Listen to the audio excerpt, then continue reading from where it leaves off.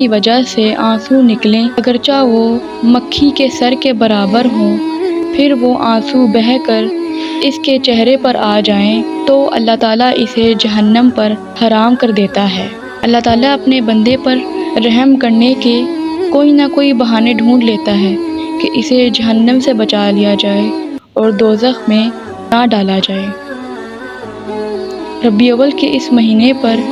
ایک دعا ہے: سننے کی جو طاقت مجھے بخشی ہے یا رب،